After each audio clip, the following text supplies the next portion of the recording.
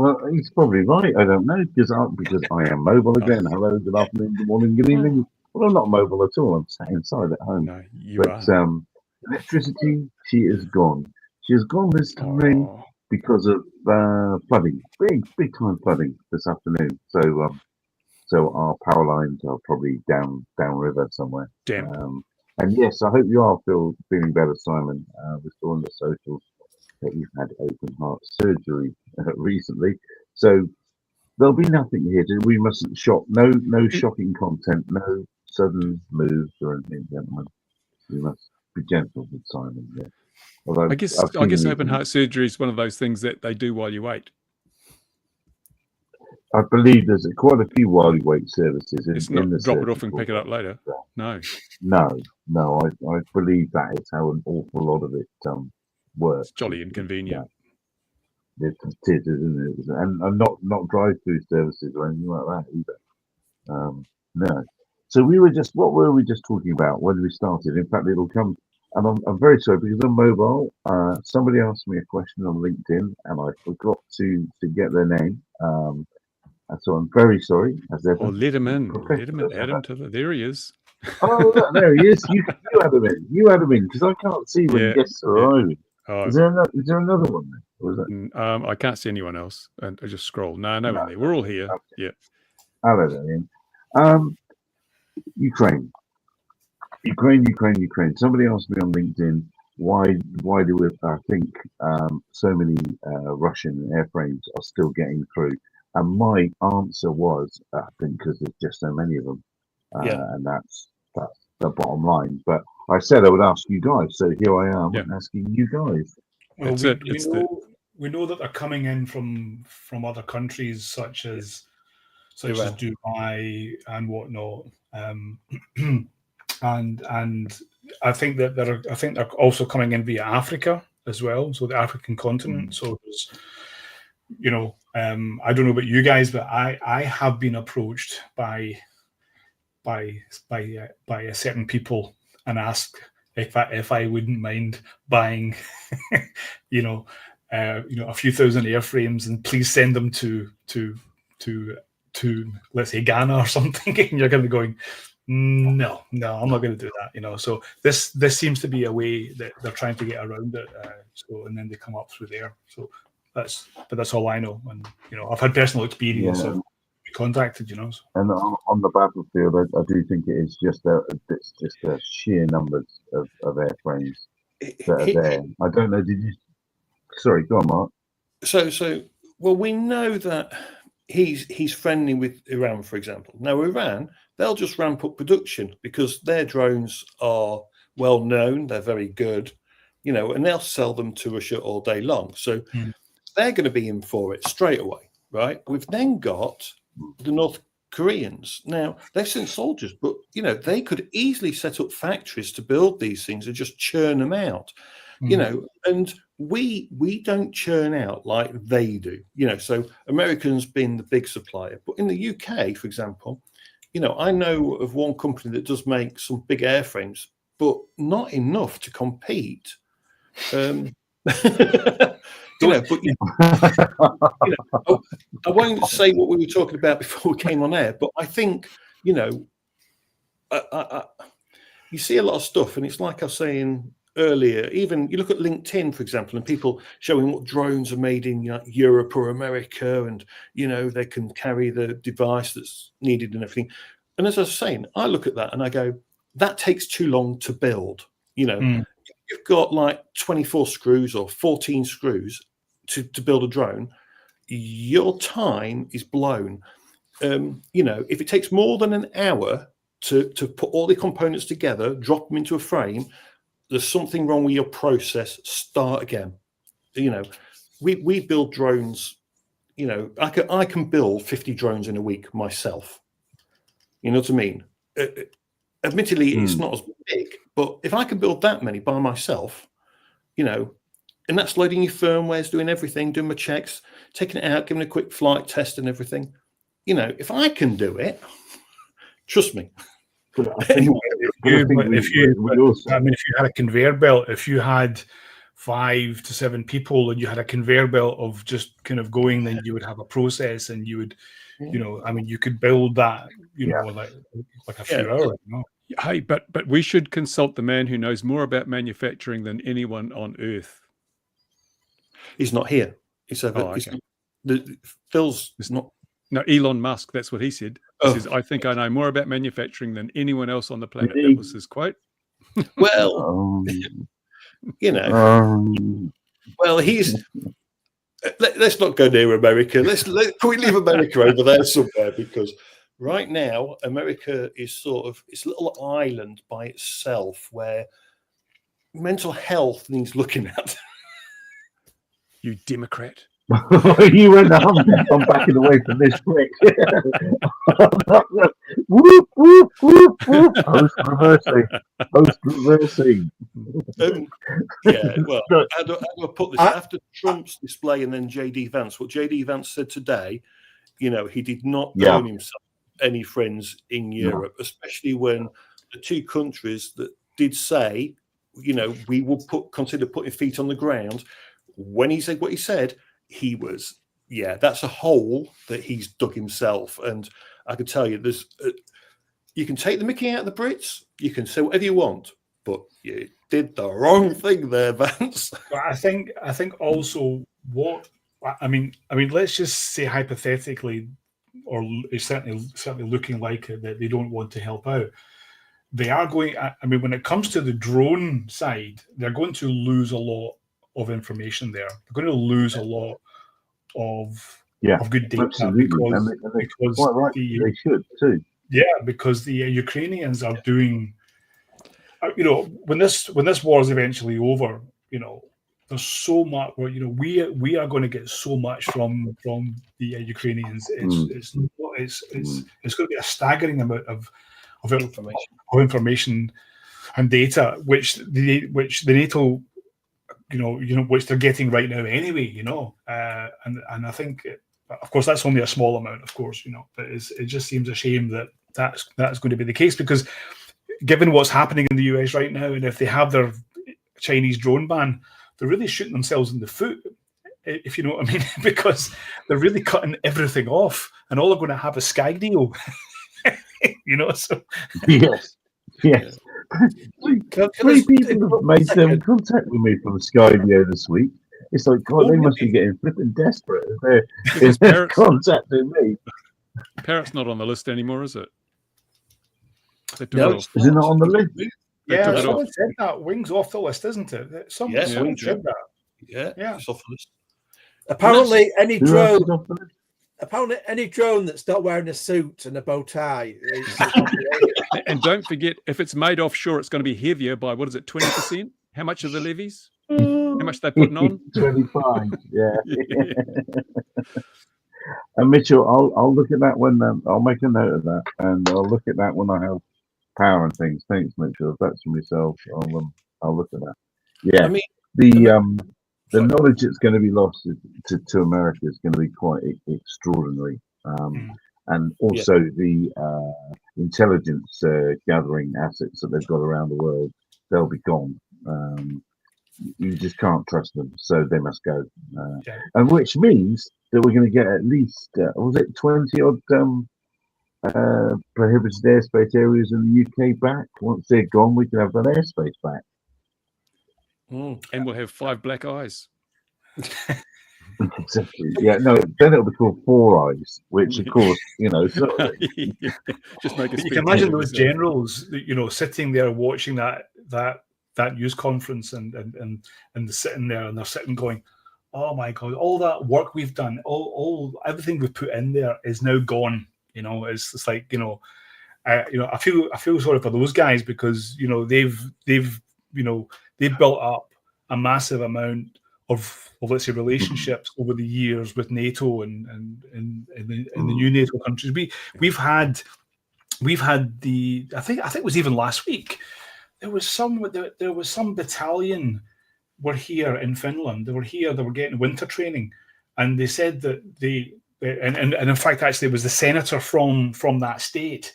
He came here and he went back and he went straight to the Senate, and you can search for this on YouTube, and he's talking. It's about a 20-minute speech he's given, and he's talking about this and how much that the U.S. Army had learned here in like 5 days, and he said it was incredible. He says, and now it's all gone. It's just like and now it's gone. You know.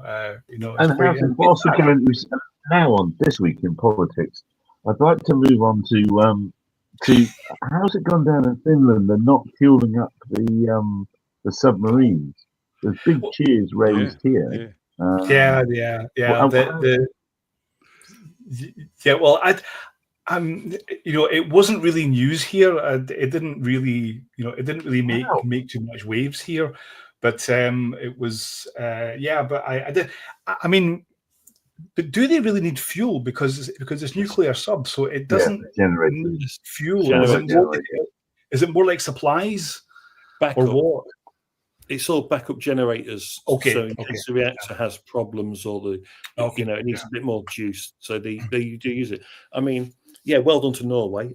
Although the company, got a slight telling off. But it's quite interesting to see a company go, do you know what? I'm not having this. Did you see Trudeau's speech this morning? Trudeau's speeches. Yeah. And we've got a free trade deal with Canada. The Brits have. It's like, hang on a minute. They love alcohol, the Canadians. If you know Canadians, if there's any watching, we love you so much. They like the odd drink, especially with current frustrations. So they just buy. If they can't buy American, buy British, because we'll supply you all day long. And we do make. They outbuy the US by quite a margin, don't they? Yeah. Oh yeah. Bourbon. They buy it. They don't take. When they go shopping in Canada for bourbon, they don't take a case home. They take a van load home. Do you know what I mean? It's that. That's how much they drink in a weekend. A van load. So yeah. Speaking of drone deliveries, Amazon's Texas trial's not going too well, is it? Yeah. Well, but this is a recurring theme, isn't it? The thing's rubbish. That's that. There we are. We've done our analysis. So happy Pancake Day. Who's this working? Hello, Cliff. Hello, everybody. I'm sorry, I can't respond. Pass the maple syrup. Yes. I think it's more operational than anything else. I think it's more. I think it's more operational. That I've heard stories. Again, I won't talk about this on air. We can talk about it afterwards. No, but, nobody. Just a reminder that the link to our after hours discussions is in the description, and there is a small payment involved. It's actually true. It's actually true. The viewers out there, I think the after hours discussions after the show is live is probably more gold than anything else. It's for our Patreon supporters. But we would get locked up. We would all get locked up. But I do think that it's more operational than the airframe itself. Then, not the fact that they've got a Hossing great big airframe to deliver a tiny package. Yeah, I think yeah. It was privacy issues was one of the big ones they raised, wasn't it? Yeah, because they're gathering data. They hold the patent for gathering data during drone delivery. But they'd never use it, Gary. They'd never use it. No, of course. It's purely protective. But this call is being recorded for quality assurance purposes. Yeah. Email from Amazon. We noticed you have a pool. See our pool chemicals. Yeah, well, that's an instantly good example, isn't it? Oh, your trampoline's looking a bit threadbare. Oh, look, you've got a dog. Oh, look. Yeah, just imagine. Look at all the washing on your line. Yeah. We saw your wife sunbathing. She seems to be in need of clothes. Yes, we're sorry you're having a hard time. So, paying pretty to watch your share chat. I find it interesting that privacy seems to be more of an issue than safety. Yeah. Mm-hmm. Yeah. £85, those things weigh, don't they? God. Yeah, the big machine. I'd rather trust the DJI fly cart, I'm afraid to say. Yes. The chaps, you're putting things in the links, but the private chat, I can't do anything with them for this time. I'm afraid. Oh, yeah.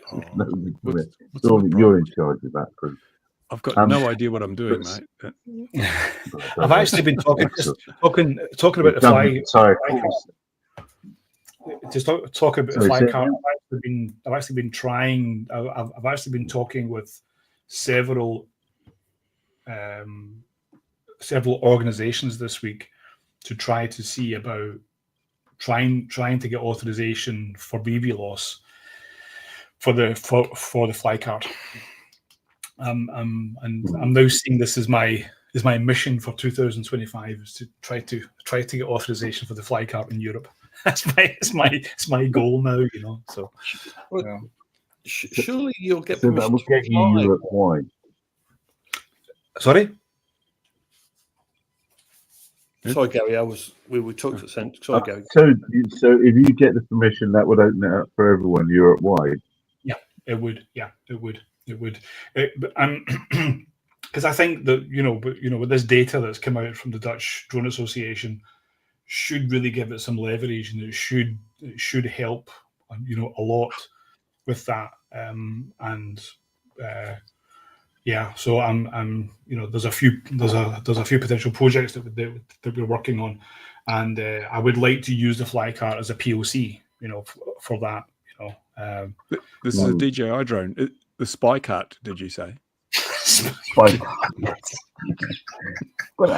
it's cheap, isn't it, as well? It's cheap. Well, Simon's mentioned it, is anyone commissioned, but it's cheap. It seems to have all the bells and whistles. They hit it out the park. It would seem, of course, I'm not flying one. I've not seen one. I've seen plenty of the big ag ones, but I've not seen. I have seen the fly cart. It's really nicely built. I've not seen it in action. I've only seen it static in person. But it's the batteries that get me there. It's when you take out the battery in this great big cart. It's like, holy. That could power my house for the day, those batteries. How much does it cost to ship the Fly Now pack, eh? Yeah, Fly More. Well, the Fly More pack, that's the one. Yeah, with the 3 batteries. Jeez. Do you not mean Spy More kit? Do you not mean Spy More? Well, Spy More. with the extra Spy cameras. Yes, very much. Very, very neat. But it's a tiny bit of kit. I'm trying to think what else.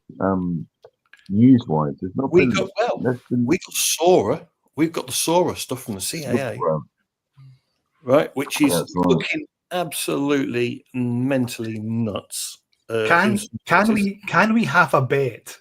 Can we actually have a bet with these 5 now online, and maybe even those in the chat? How long will it take for the first Sora to be issued in the UK? Well, hang on. So hang on. The first date you can apply for it is April 23, I think it is. Yes. So April 23 is the first date. So now the CAA, bless their cotton little socks, are going to help you transition for free. So they're going to try to help you get past, because they don't know how it works. They need test cases. So to get to the Sora. So I reckon at least 6 months minimum. Oh, surely they'll be having some ready to go on day one, saying, "Look at this." So it won't necessarily be the first one. That would be practical, you would think, but I've dealt with our CAA and I love them. They're very good at what they do. However, I don't think they're that practical. Simon seems to have an answer. You can't answer that. Simon knows. Simon knows something. He's got my name now and going, he's not getting a renewal. I bet that you think they'd have one ready to go on day one, so it wouldn't be so much the first tranche of headliners. But shouldn't they get all the other ones out the way first? The other ones that are actually that have been trying to apply for the past few months or past few years, that they have unsuccessfully communicate. I'm choosing my words carefully here. That they have unsuccessfully And because if they start pushing through these, if there is one or two of the cases that come through on the 24th of April and say, look, we have our first Sora, I think there has to be questions asked. Well, what's And kind do of you know just the man to ask those questions, don't we? Down there in the bottom right or bottom left, depending on which way. Well, opposite me anyway. The man with the being target. quiet He's got a lot. because He's got a lot more time on his hands now. Because people He's are got refusing he's to got talk all to the him. answers for you. Exactly. But what's really interesting about when you apply to the CA and go through the renewal process, so at the minute they've said to everyone, if your renewal, if you want to do it before Sora kicks in and you've got your 90 days that you can submit before, get it in by the 22nd, because the 23rd is when it goes live or whatever it is. But it's also interesting because everyone that's already in the system is on the old way of doing things. So, for example, our renewal will be the old way of doing it.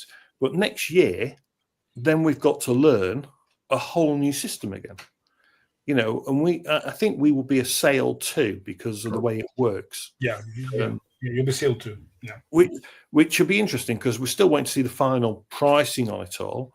But I think swarm flying is quite easy to do, as in should be quite easy to get for Sora because we fly in a sterile area. You don't let anyone in it. It's simple in that respect. And therefore the risk. You say that. I know. The CAA. I know. Hey, I see stuff all the time that makes me go, really? And it can be just one line in text that they need, and it's crazy. So, for example, our drone could do 16 kilometers. Basically, it's possible fly away is 16 kilometers. They actually want you to write down every ATC within 16 kilometers On the downwind. Yeah. But which means, but the problem is, we've got dual C2 and everything. I suppose it's Swiss cheese. It's the final thing to do. But actually, because of the way ours is now set up, or going to be set up, if as soon as it leaves the flight volume within 5 meters, the aircraft just switches off anyway. You know what I mean? It will go. There's no ifs or buts about that. It's just the way it is. And you've always got the secondary channel, which could also tell it to land or whatever. But yeah, I find some of the stuff interesting. You just have to put that line of text in, though. 16 kilometers possible. Right. Okay. Any airfield within 16 kilometers, we'll write down a number. Well, that sounds like a job for, it's one of those things you just got to do. Goal. Yeah. Which is probably a safe thing to do, to be honest. If it knows what it is. Yeah. Well, then. But it's always about knowing that. Does it fail safe? Mitchell's asked. Do they fail safe if you get jammed? GNS. So if GNS is jammed, so it wouldn't matter because you just hit switch off anyway, the whole swarm. If you lost GNS on all of them, you just turn them all off. Do you know what I mean? It wouldn't be one drone you're turning off. It'd be all of them. It wouldn't matter. You pick up you're still, and you're still inside your flight zones. Yeah, so you just go off. You wouldn't even hesitate.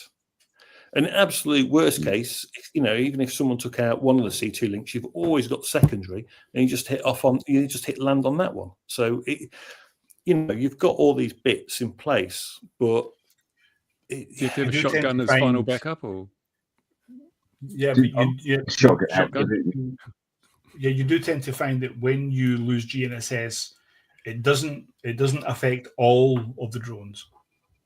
It only affects some, half, maybe quarter.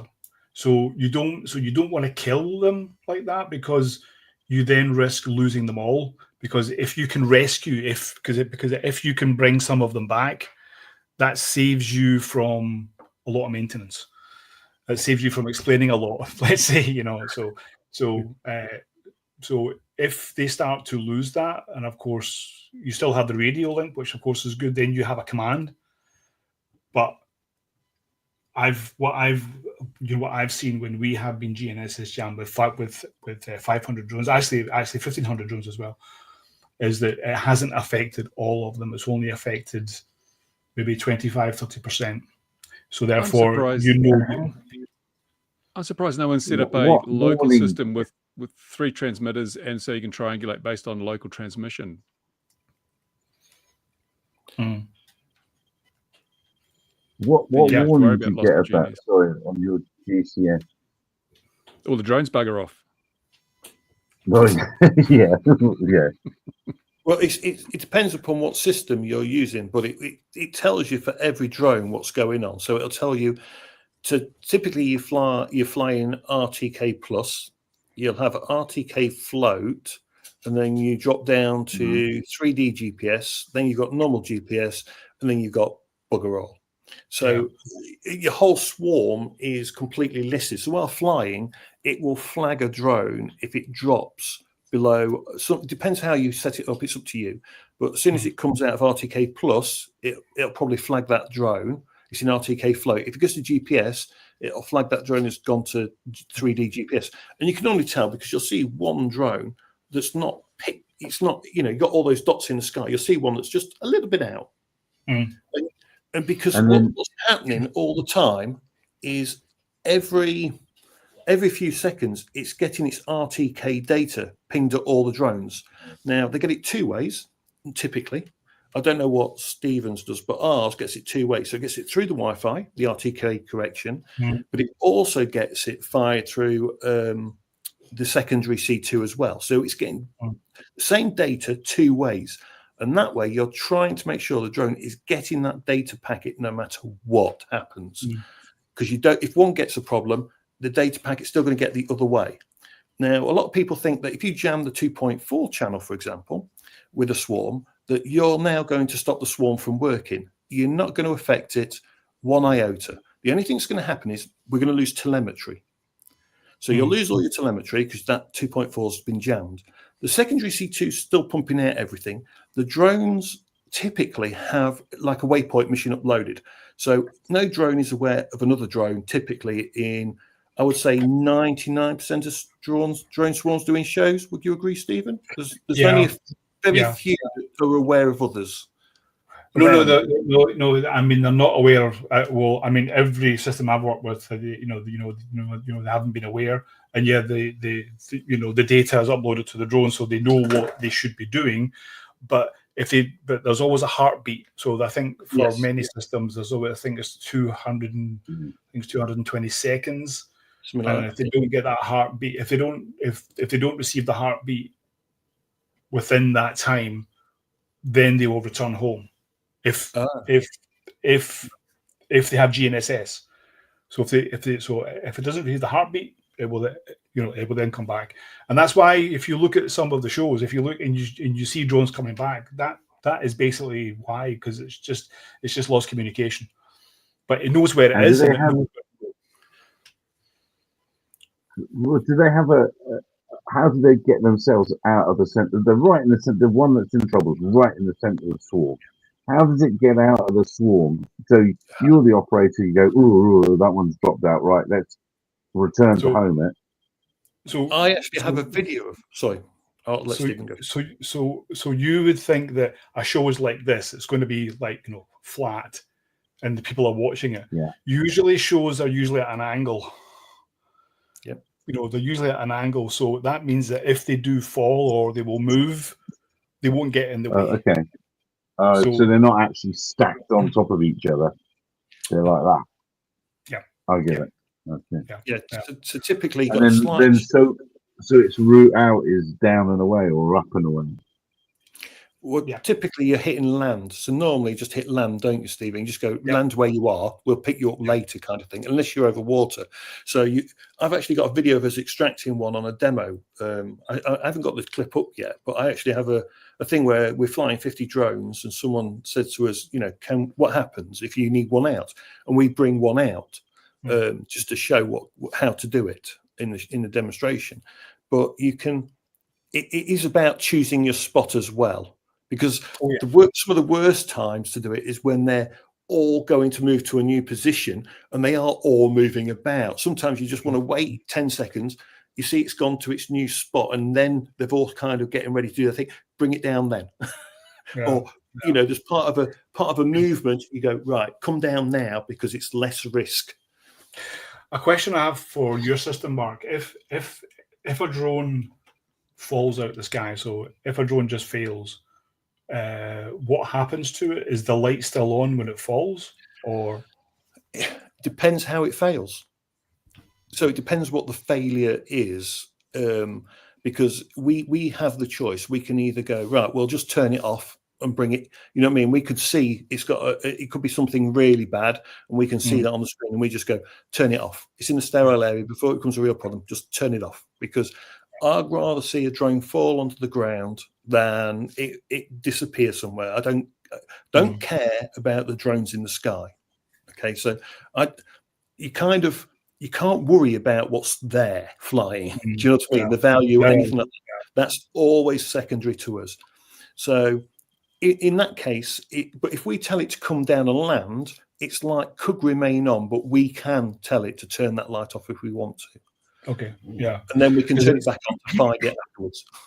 because it's like I mean, if I look at, for example, the Intel drones, which is now Nova, so these drones, so they have an accelerometer on them. Yep.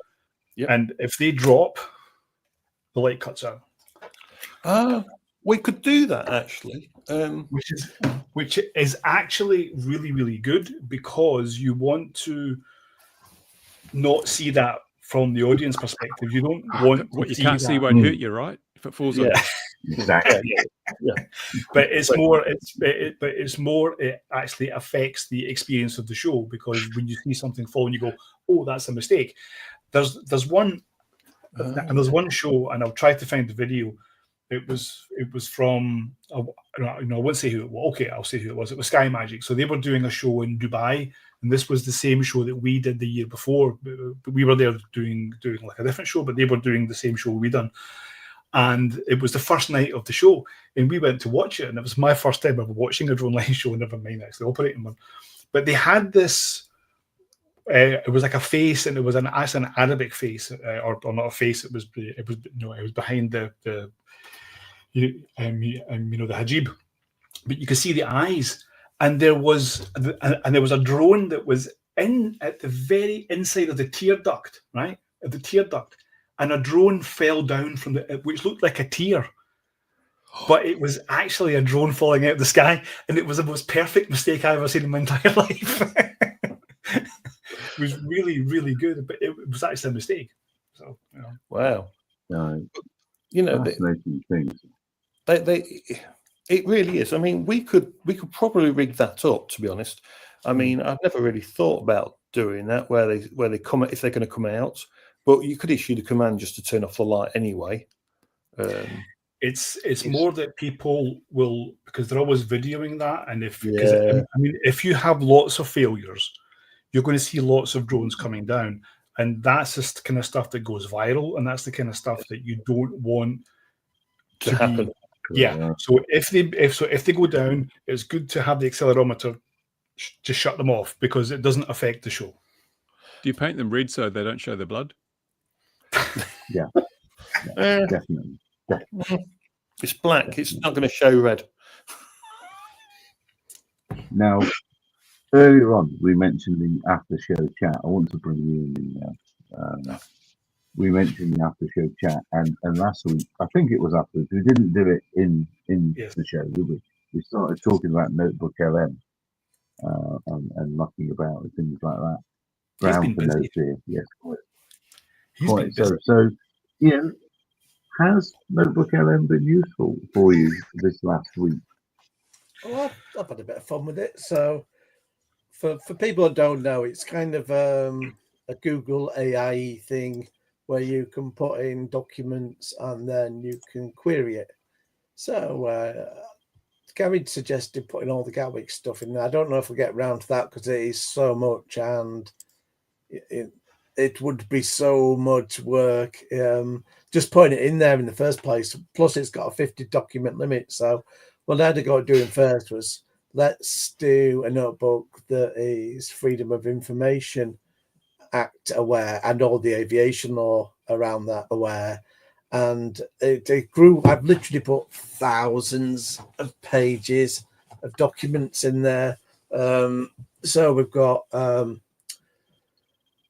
apart from legislation, I've got a lot of the main pages from the ICO. I've got the ICO's own training materials, the actual ICO pages because they talk about decisions. So I've got decision notices. I've got the drone decision notices. The decision notices reference cases. So I've got those cases in.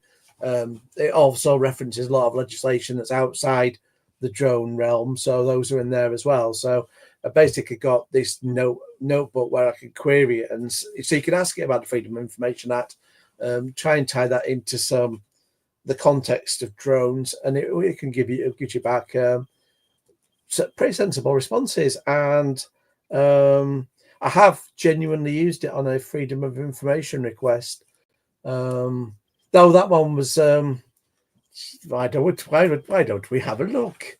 Let me find the link. Bruce will have to put it all up. I can't put it all up. If you don't know how to this week, we can skip that bit. But basically, let me see if I can find which one it was. I thought your dodge was brilliant because there is a 50 document limit, and your dodge of using Adobe Acrobat to scrape entire websites and pull all the stuff into one document was a very good dodge. Well, yeah, it wasn't. First of all, so yeah, I didn't realize, but I did a bit of Googling. Adobe Acrobat can scrape websites and put them into PDFs. So I set it off on the ICO website, but what I didn't realize was that I said, so get all the links. So it was going out everywhere. So it was going to government legislation site. And so basically, I was scraping the entire internet. That's why Facebook went down the other day. So back round to Simon's wears his red dot on his head. This week, Ian has scraped the entire government document database. So I had to stop at that point. I thought, this is out of control now. So I ended up actually having, unfortunately, I have to go and direct it to specific pages. Then I had to get the cases and decision notices off there myself and put it in. But then what I did do was, I had all the documents in a folder, is I used Acrobat to put them into a single PDF because you've got a 50 document limit. I blew that in no time. So I was like, I've got ones where, I might have 100 documents and it's in one PDF. So I put in one PDF, it counts it as one, even though it's really 50 or 100. So I've got around it that way. So that was the main hassle, really, was just putting stuff in to a single PDF from multiple sources. The good thing with it, though, is you don't have to just get PDFs. You can put some other document types. I think it's actually, annoyingly, I don't think it will take Word, and that's probably just going, ooh, Microsoft. So with a Word document, you'd have to print it out to a PDF and then import it. But it went well. The nice thing, though, is you can put videos in. So like with the ICO, a lot of the training materials are on video. So I just drop the videos in. It does obviously analyzes the voices and converts that into a transcript, and then it can understand it. So all that's just it's very, very clever. So I mean, it's no way a replacement for genuine legal counsel. So Sure. Richard Ryan has no need to worry. It is no replacement for his legal knowledge, and obviously it doesn't understand the whole. There'll be lots of understanding the whole principles, around how you would apply law and how you might argue something. So it will be very matter of fact about the information that's in the legislation. Whereas it'll make up case law. Yeah, you just make stuff up. Yeah. I mean, obviously, you could dump lots of. I mean, ultimately, you need more data than what you can probably dump in. Certainly with the free account. You can download LLMs for your computer and run them locally. Even Raspberry Pi will run some of the things. The LLMs. Yeah. So it's still nice and handy, because I did use one, and it was against Suffolk Constabulary. So they are pulling an exception. So that's very simple. Was for the Lakenheath incident, was the call that that they received, that then had the MPAS dispatched from the base or a member of the public. Now, it's almost certainly the base, but I'd have just liked to have known, it's just one of the, because obviously a member of the public can still look out the window and see a drone and initiate, but the whole thing smacks as though it was the base. But that's just a straightforward question. There is no need to be putting exemptions up for that, but they've gone straight for national security and policing. Now, I had tackled that with Richard's help with the I think it was probably it was either with the Cabinet Office or the Home Office. So I already had a few paragraphs to go at. So I started with those, but then I got the AI and I said, so basically, give me an approach to argue against national security and against policing. And it gave me lots of really decent bullet points of this is, so you need to think about this. And so I put that in a similar structure at the end with bullet points, and then obviously just fleshed it out with my own knowledge in there. So obviously, like I said, for example, the good thing about national security and the policing one is that what's called a qualified exemption. So that means they are weighed up against the public interest. And if you can argue the public interest is stronger for revealing the information than it is for keeping it concealed, then obviously it will get released. So my arguments are on the line of, we've got an incident with a police helicopter. It has logged an air prox. That, as we're always told, if it's an air prox, that's potential danger, there could be a collision. It's over a residential area. So I said, you've got a situation here where there could have been a collision between a helicopter and a drone over a residential area. I never thought on this, but then this is one I can put if it goes on further. They claimed heights of several thousand feet. If you're saying that's a 1.5 meter drone at 7,000 feet, that in itself, if it falls, is going to kill somebody. So I've used the argument, well, what if there was a collision? I'm not even painted the full picture of a collision and parts falling down on people's roofs, but that's essentially the situation you're in when you're saying an air prox. So I've said, because this situation's occurred, that is a strong public interest. And I think were that to go to tribunal, I genuinely think that would win and they'd have to release it. So long story short with that is if they push it, it's going to the ICO. Everything this year is going to the ICO. It's going to tribunal. If it goes to tribunal, these departments will be starting off with legal fees at least £15,000 and upwards. And they can all be explaining to their managers why they're incurring these fees. Because, I know what to do. I know the process, and I will go through it, and I'll do it with all. And I will enjoy it. So I would just say, test me. So apparently, it's. I've heard it's going round that there is an instruction to be difficult with the Freedom of Information Act at the moment. It might be prompted by this Lakenheath thing, actually, to be honest. But if they are, things will progress on. We know the process now, and it's interesting because there has been one today which is particularly concerning, and we spoke about it last week. The Cabinet Office have come back and they have said it is national security to even tell me if they've essentially blacklisted any of the Gatwick Freedom of Information requests.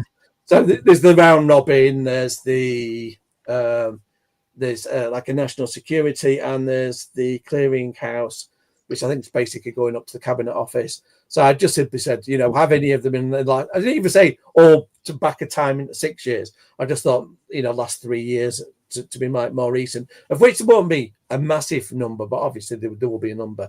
But yeah, they've just said we're not even having a conversation.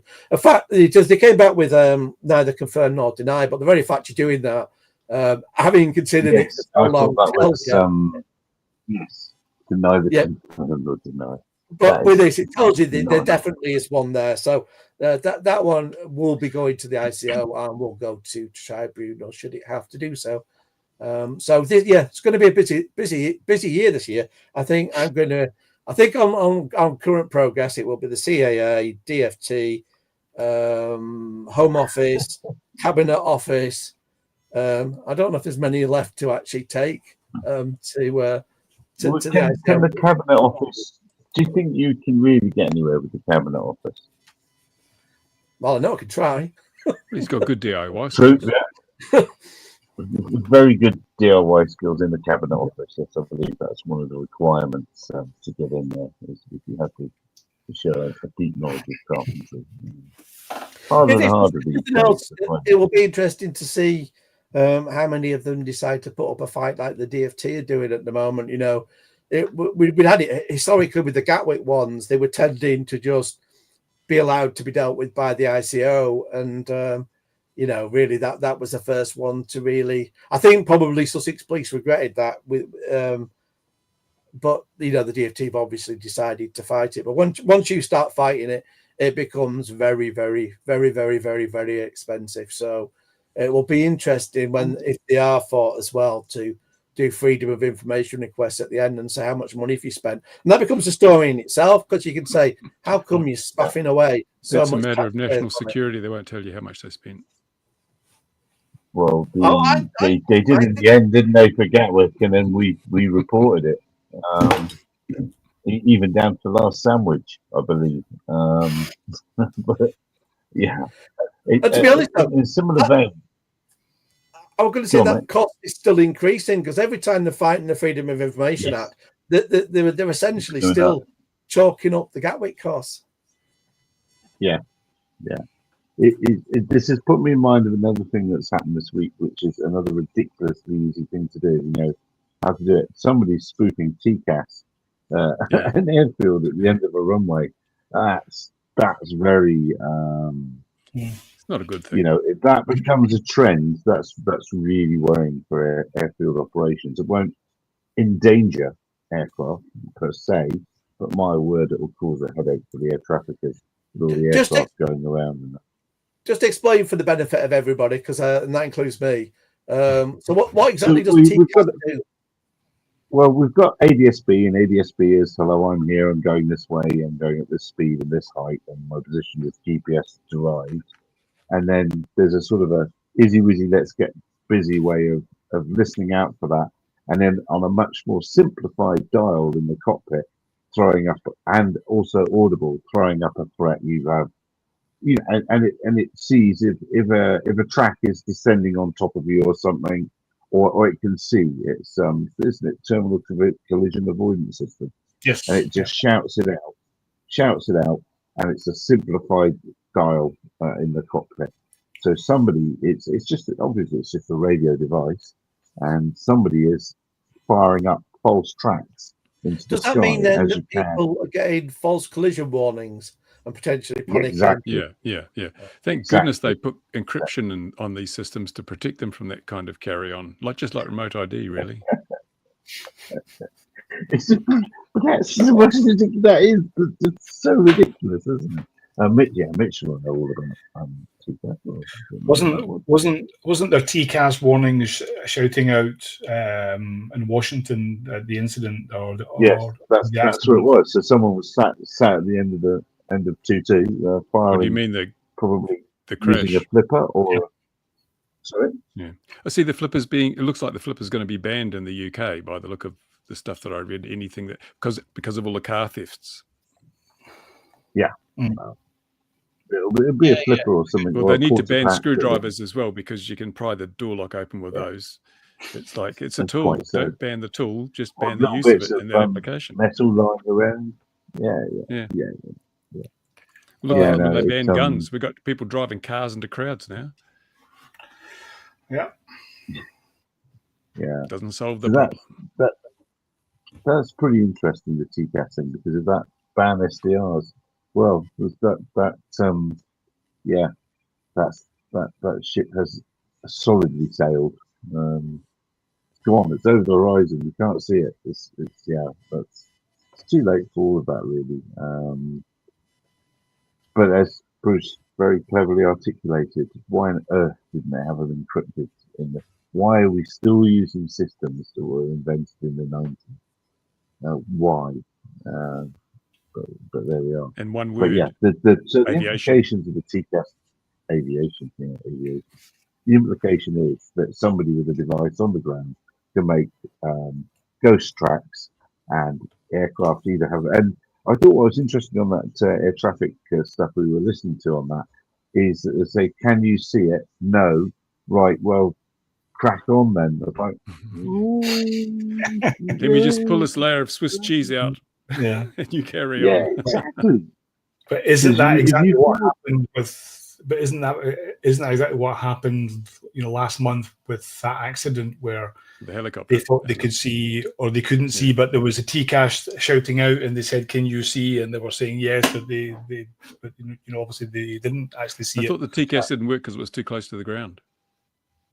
Yeah, below 500 feet, it stopped shouting to. Yeah. I think it's 500 feet. I stand under correction. That yeah. just fell out of my head. It doesn't give you avoidance action. Normally it says up or down, but when you're that low, it doesn't bother. But I think there was warnings. I think there was warnings coming out to warnings, to but no aircraft. directives. Yeah, because you can hear it. Yeah, no, well, it's a run do if that becomes a thing for the crazy kids to do instead of shining a laser. If that becomes popular, that'll cost a lot of money around the world at airports. Well, they could just refurbish all the airplanes with encrypted systems while they're replacing the ground radar because of the 5G problems. The We altitude haven't sensing heard a lot radars. about that. What happens to that 5G? That was the radar, wasn't it? That was the ground altitude proximity radar. one. Yeah. Yeah. Yep. Yeah. I don't know. I haven't heard about that. Don't know. I haven't heard about that. So what do I do? Just went the way of Lilium. On a slightly different topic, has the CAA released a report? The aviation report this yet?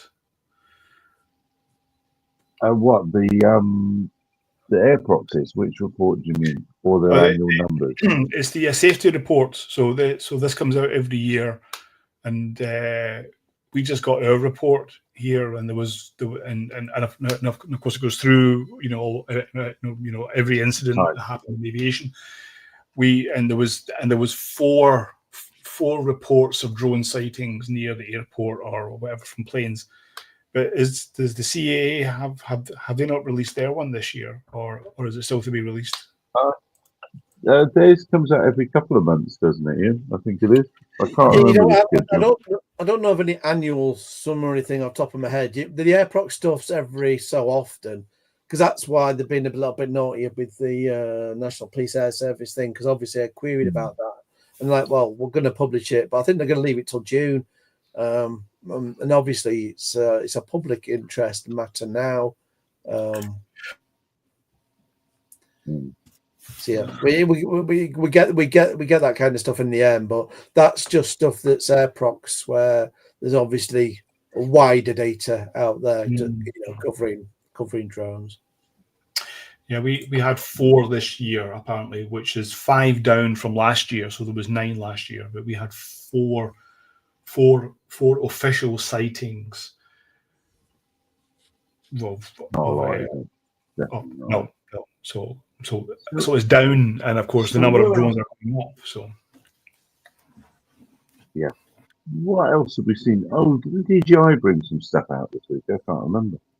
They were a gimbal out Maybe for not. smartphones or something. I don't know, but it's not important. It's going to be interesting. I think the ban in America, it's a couple of states trying to push it even harder now. I think it's looking more and more likely. Or have they aligned with them now? I'm not quite sure. Maybe whatever it is, the price will still off. be 20% higher. Yeah. Well, there was a Doc 3 came out last week, which is basically which is the Matrice 4 in the dock version, which just has it just has the props up and it's kind of stuck in that, but it's basically the same. The same. So and a scanning head with a camera. What do we think of that? They're flying along gimbal. and. Oh, no? Yeah, and it moves as it goes. It goes. Yeah, I've got one here. I do have one here. So just loosen the screws on a regular camera. Do the same thing. Well, yes, true. Yeah, not for the dog, but it's just Justin Matrice anyway. So, but yeah, it actually, but the actual gimbal, it actually goes. I think it takes absolutely everywhere, and it takes a photo every 0.5 seconds. So from the Mavic 3, Mavic 3 Enterprise, which was 0.7 seconds, it would take a photo. This is 0.5, so you can get a lot of data in a. And is that useful when you bring that into Pix? I mean, what software do you bring that into? I didn't realize you could do that, so that was new to me. And stuff like that. Copes with that. Yeah, it's well. I mean, I'm mainly using Drone Deploy. Okay. So because that's what my clients have, so I have no choice but to use that because that's what they want to use. But but they get more data. It's a bit more accurate. And of course, you have the RTK on here as well. So it's actually it is actually on it now. So you don't have to buy it separately. There's also an option of a cellular dongle you can put on here as well and stuff. But yeah, it's a nice bit of kit. Yeah. Approaching much better. Yeah, I think you get better. You must get better models, 3D models out of that when you're in the depth. You must do, yeah. And then how does it? Because when it goes out wide, you might have a huge area that you don't want in your model. Do you just cut that out by cutting it out, selecting it and get rid of it, or does it only supply imagery for your mapped area? I didn't explain that very well. Put boundaries in. Yeah, so you can set it whether it's in Drone Deploy or whether it's in Pilot 2. You can set the areas that you want, and you can really do any shape that you want, and if you want it to be oblique or just ortho, and you can do that.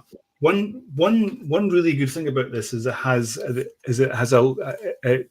laser rangefinder on it here. So this laser rangefinder, and it's actually really good. I've got it. I've been testing it, and it can certainly can focus on something, and it can give you a distance of up to 2 kilometers.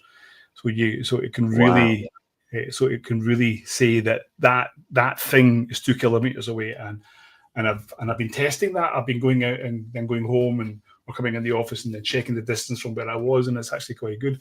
And then it's also got a good AI on it, so you can actually focus on anything out there, whether it be a car, a person, and it will see it being that. So it actually shows up on the controller as this is a person, or this is a car, or this is a bus, or a boat, or whatever. And it's really, really clever. It's I mean, the value for money, what you're getting for this for let's say 5.5K. It's a nice bit of kit. It really is pretty extraordinary, isn't it? Yeah. For compared to like 10, 15 years ago, it was pretty extraordinary, isn't it? You've got something that barely flew for that price then.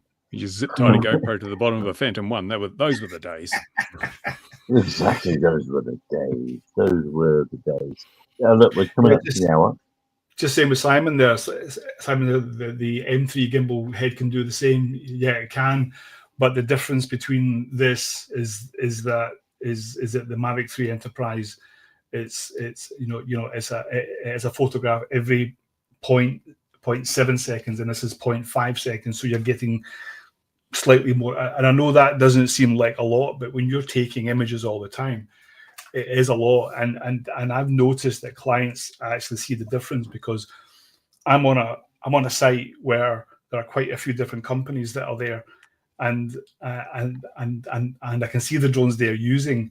And when we, I've had feedback from likes of Microsoft, because that's a client, and they actually prefer name dropping. I know I'm name dropping, but they actually prefer our data than the others, because they are actually comparing it, and they're saying, what is it you're doing? And I said, well, we're just we're using this, we're using that. It's yeah.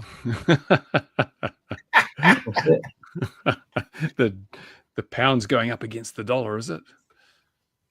Oh, is it? Oh, thanks. Hey, Hey, I get paid in American dollars. Yeah, Stop so this is just at the start of the trade war now, what it's done. So we need to be keeping a watch on eBay for bargains. If the pound keeps going Is up the like pound this, dropping? Is the pound dropping Oh, against? here we go. He's going off to look for lenses now, isn't he? Yeah, He's going yeah. straight off to look for Him and his girlfriend, Really? Anamorphic. Oh no, Anamorphic. what you want to be looking at is if their share price continues to take pounding, I would suggest buying shares in American stuff, because if the pound's doing well, dollar's a bit weaker, share price is good enough. Gold. No, I'll just buy all my stuff direct from the source. I get it from Russia. I mean, Dogecoin. Dogecoin. That's the secure investment. Which one? Dogecoin. Don't please don't get me asking you to explain to me what this reserve bank currency for crypto is that he's proposing that then caused it to all. Yes, apparently, completely accidentally, before the announcement of this reserve, somebody bought lots and lots of cryptocurrency, and all the cryptocurrencies that were part of the reserve, almost as if they knew this announcement was coming out. No, that would be insider trading, and that's sure, illegal, that so it could never can't happen. Could never happen. No, it can't happen. No, Can't happen. It's just, it's like when you roll the dice. Sometimes you roll a 1, sometimes you roll a 6. It's the same sort of thing. Did you see that company got their lander to the moon and with 11 scientific experiments for $140 million US? And Elon Musk has billed the taxpayer $3 billion, and all he can do is deliver a fried banana to the Indian Ocean. Well, they didn't lift off, did he? So Flight 8 was cancelled, wasn't it? Yes. They had a technical problem. They didn't say what it was, I don't think yet. I like the technical problem in the previous one, but it was far more spectacular. Rapid disassembly. Yeah, and that rapid disassembly put bits all over Europe, didn't it? UK, Poland. Yes, there was bits. Yeah. But don't worry, at least they weren't drones. Well, no, absolutely. Yeah, if it's a drone, it's bad news. It's bad news for a lot of. What about Lilium? Did you see that they've basically completely gone now? Any chance of any financing just completely dried up? What a shame! What a shame! Look on eBay for cheap shirts. Well, look, we know that physics has got a slight problem with these things. Physics and them do not mix well. I still am pushing for electric helicopters all day long.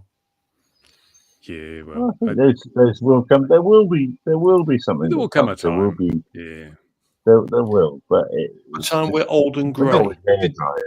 Did you notice everyone's claiming extra long fusion reactor runtimes now? China had like so many minutes, and then the French, I think, trumped them. Excuse the pun. Trumped them with a longer run. They're saying we ran our fusion reactor for 1,000 seconds. What they're not telling you is, yes, we ran the reactor, but there was no fusion. We created plasma, but there was no fusion. So they're still 30 years away from. Oh, I can hear myself. That's pretty good. Yeah. I don't know why. In New Zealand, the Lilium thing. Go on, mate. Yeah. In New Zealand, while I remember, let me just read a headline for you because it's really good. Civil Aviation Authority review into workplace culture reveals bullying and leadership issues. And that's not the first time, is it? No, funny enough, the UKCAA allegedly has similar problems. It's intrinsic, I think. Similar. I think it speaks to the type of person that gravitates to that position. Well, it actually would be interesting then, wouldn't it, to look at different aviation authorities around the world and see if you could actually identify that. That might be a thing, exercise worth doing. I think we just need more diversity. More diversity in our Civil Aviation Authority. Well, there can't be many places where a regulator has. Well, maybe there are, and there probably are. I just don't know them. But where a regulator really does have the business that uses that regulator's services absolutely by the balls, and they can close them down. It's a regulator with such power to switch the lights off on your business. Well, in America, it's not like that, though, is it? Because in America, they just can issue civil fines. And then you've got to go to the courts to enforce them. This is like Philly drone life. I mean, they couldn't actually physically do anything to stop him, so they just kept fining him and then took him to court. And he only ended up in big trouble because he showed contempt for the court. Otherwise, it's just a fine. Because I was surprised. Why'd you let them do it for was it 3 years without stopping him? And the response was, couldn't stop him. All we can do is fine him. How good is that? With us in the UK, you can't argue with you can debate with the CA, but what they say goes at the end of the day. And it doesn't matter if it's good or bad for your business. You have so little choice in the matter. You can't go and appeal to anyone because there's no one to appeal to. You can evidence all this, right? So here's a crazy example, right? If you want an OSC and you've got a Wingtra and you want to overfly uninvolved third parties, you're not allowed to do it. They'll make you put a 50-meter offset in, for example, right? They don't take into account that the Wingtra's got 2 motors, even though you prove this. It's got 2 motors, 2 batteries. It's a really good bit of kit. A chance of it flying is. However, if you fly it under PDRA01, for example, you could overfly. Do you know what I mean? So PDRA01, which is the basic permission, would allow you to overfly uninvolved people. But as soon as you jump to an OSC, the CAA logic goes, you cannot do that with the same aircraft, no matter what. But we give you the evidence. Don't care. But they're the experts, mate. They've done all this before. They've got teams of people who've been doing this for hundreds of years on the CAA, so they'll tell you what to do because you've only been doing it for how long? Yeah, and even that, everything's based on assumption. Yeah, yeah. And we now know that drones are inherently safe. So which makes a mockery of the Sora ground. It's only a matter of time, Mark. It's only a matter of time. It is. We've only had 14 billion years. 1 in 100,000 flights. 1 in 100,000 flights. That's almost the figure the FAA wanted, wasn't it? 14 to the minus whatever. I can't remember whatever that figure was. They demanded for safety. Oh, hello. Initially, they wanted parity with the manned. Are you getting power back? No. Someone's stealing your power. Hyenas in the background, isn't it? Probably. No, it's just got very cold. Well, on that cue. So on that note, the something's going to go in. So let's wrap it up. Wherever you are in the world, ladies and gentlemen, have a lovely, safe week. We'll see you again next week, 2100 Gin and Tonic. Look after yourselves out there, everyone. Cheers now. Bye-bye. Thank you.